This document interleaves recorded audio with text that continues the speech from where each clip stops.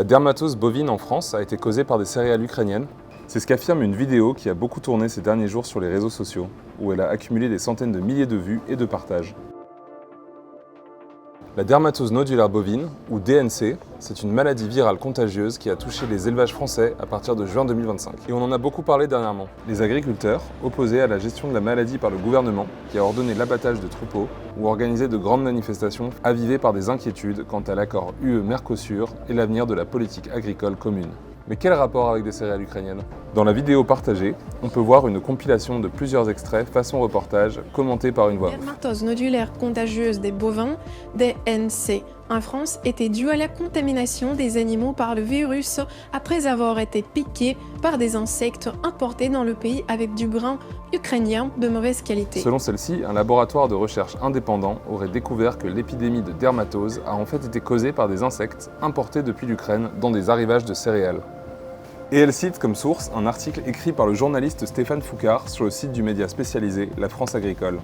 Selon l'article, le laboratoire Agrilia aurait découvert des infractions aux règles sanitaires dans tous les échantillons de céréales ukrainiennes qu'il aurait examinés.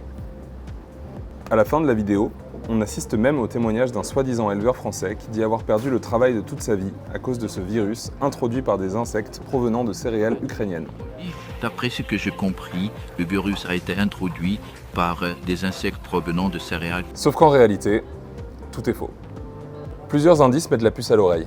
D'une part, la vidéo prétend faire des révélations sur les recherches d'un laboratoire. Mais on ne sait pas qui parle, ni d'où provient l'information.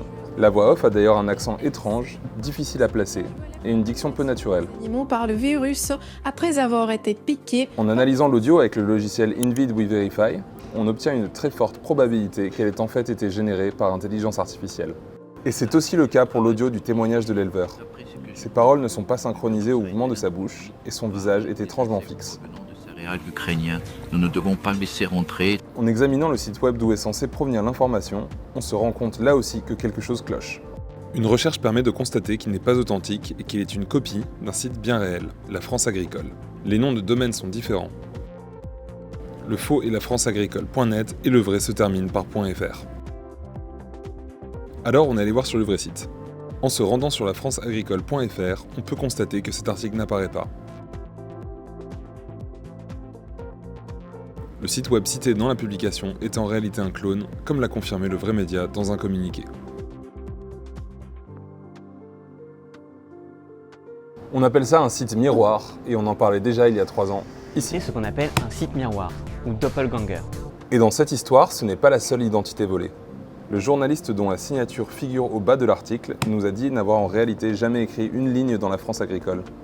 Il s'agit de Stéphane Foucard, journaliste au Monde spécialisé dans les sujets sciences. Enfin, le laboratoire Agrilia, dont est censée provenir la révélation, existe bel et bien. Mais il dit n'avoir jamais mené les recherches en question et ne pas réaliser le type d'analyse décrit dans la vidéo trompeuse.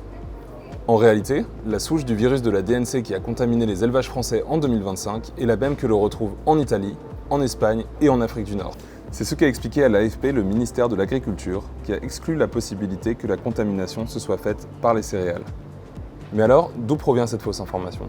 En fait, ce n'est pas la première fois que de faux sites web usurpent l'identité de médias et de journalistes pour partager de fausses informations. C'est même une des caractéristiques principales d'un certain type d'opération de désinformation menée en ligne par la Russie, le mode opératoire Storm 1516. D'après Viginum, le service de vigilance et de protection contre les ingérences étrangères, ces opérations sont apparues massivement en marge de l'invasion de l'Ukraine en 2022 et ont pour but de semer le chaos et la confusion dans l'espace médiatique. Ainsi, ces dernières années, des opérations de désinformation se sont multipliées en s'appuyant sur des clones de sites web de médias ou même d'institutions officielles. Ces faux sites servent à blanchir la fausse information. Elle est ensuite partagée par de nombreux comptes relayant fréquemment la propagande du Kremlin et souvent accompagnée d'une vidéo imitant un reportage afin de donner de la crédibilité à l'ensemble. L'AFP a vérifié de nombreuses publications similaires ces dernières années. Vous pouvez les retrouver sur notre site ou rendez-vous sur notre playlist YouTube pour retrouver toutes nos vidéos de vérification.